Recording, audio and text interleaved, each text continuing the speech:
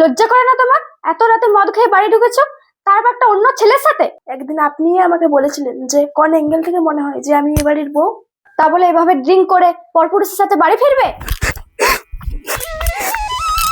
আজ আমি আমার জীবন রাখবো না। একই না, তুই আত্মহত্যা করতে যাচ্ছিস কেন? একই রাজ, তুই আমাকে কেন বাঁচালি? আমাকে মরতে দে। তোর কি হয়েছে, তুই কেন মরতে যাচ্ছিস? আমার শাশুড়ি মা কেমন তুই তো ভালো করেই জানিস। আমি গরিব ঘরের মেয়ে, আমি তো মডার্ন নই, এ কারণে আমার শাশুড়ি মা আমাকে সহ্য করতেই পারে না।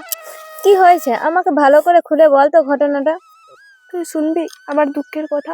তাহলে শোন। ঠাকুর, আমার পরিবারের সুখ শান্তি বজায় রাখো ঠাকুর, ভালো রাখো সবাইকে। দাঁড়ান মা, দাঁড়ান মা, দাঁড়ান মা। ইস, কি সব লাগিয়ে দিল গাইয়া ভূত কোথাকার। এটা ঠাকুরের সিঁদুর, এটা লাগালে স্বামীর মঙ্গল হয়। কি সিন্দুর? আমি এসব মানি না।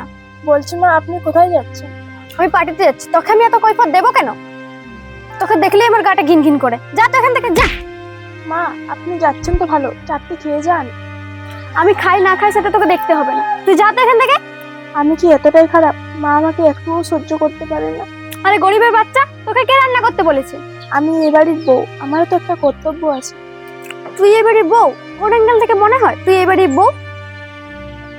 আমার কত শখ ছিল আমি একটু স্মার্ট বউ মানবো আমার মতো, তোর জন্য সেই শখটা আমার পূরণ হয়নি।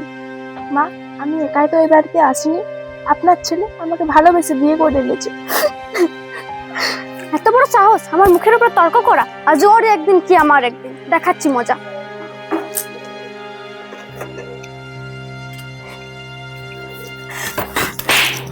চুপ কর ভিখারি বাচ্চা, কত সাহস আমার মুখের উপর তর্ক করা! মা, আমি তো আপনার মেয়ের মতো, আপনি কেন আমাকে সহ্য করতে পারেন না? আমি তোর মুখ আর দেখতে চাই না, তুই আমার বাড়ি থেকে বেরিয়ে যা গাইয়া কোথাকার।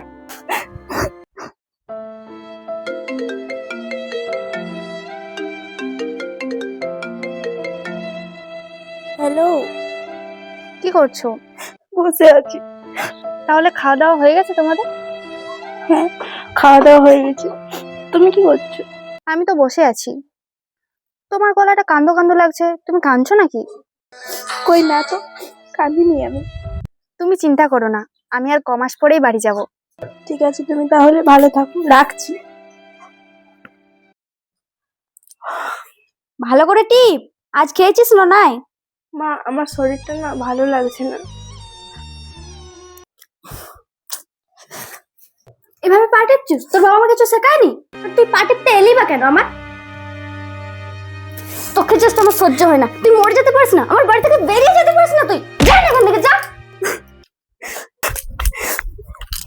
তোর কথা শুনে যা বুঝতে পারলাম, তোর শাশুড়ি মডার্ন বৌমা চায়।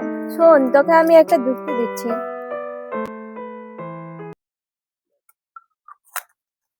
ও মাদার ইন ল, আমি একটু বেরোচ্ছি।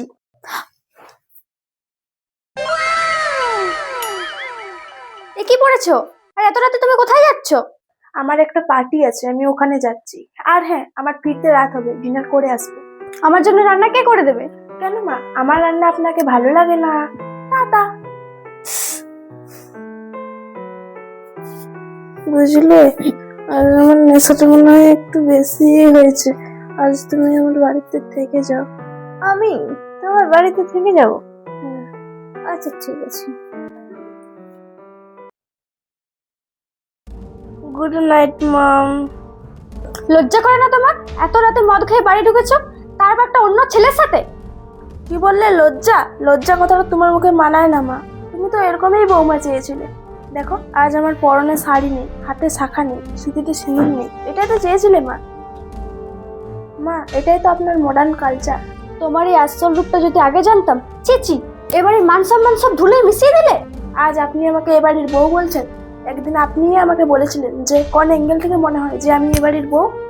তাহলে আজ আমি মডার্ন হয়েছি বলে আপনি আমাকে এ বাড়ির বউ বলছেন? তা বলে এভাবে ড্রিঙ্ক করে পরপুরুষের সাথে বাড়ি ফিরবে? তুমি আমাকে বাধ্য করেছো মা। আজ আমার হাতে পুজোর থালা নেই। কেন মা, আপনিও তো পারতেন শাখা পরতে, সিঁথি সিঁদুর পরতে। এ কি, তুমি আমার মায়ের সাথে এভাবে কথা বলছো কেন? আর এসব কি পড়েছো তুমি? আমাকে কিছু জিজ্ঞাসা করো না, তুমি তোমার মাকে জিজ্ঞাসা করো। মা, এসব আমি কি শুনছি? খোকা, এসব আমার জন্যই হয়েছে। বৌমা, আমাকে ক্ষমা করে দাও বৌমা।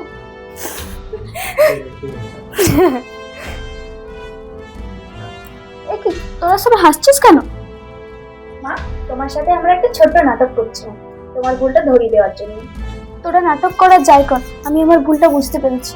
ঠিক আছে, তাহলে আজ তোমাদের আমি রান্না করে খাওয়াবো। রাজ, তাহলে তুমি আজ থেকে যাও। না না মাসিমা, আজ আমার একটু তাড়া আছে, অন্য দিন এসে খেয়ে যাবো। আজ তাহলে আমি আসি।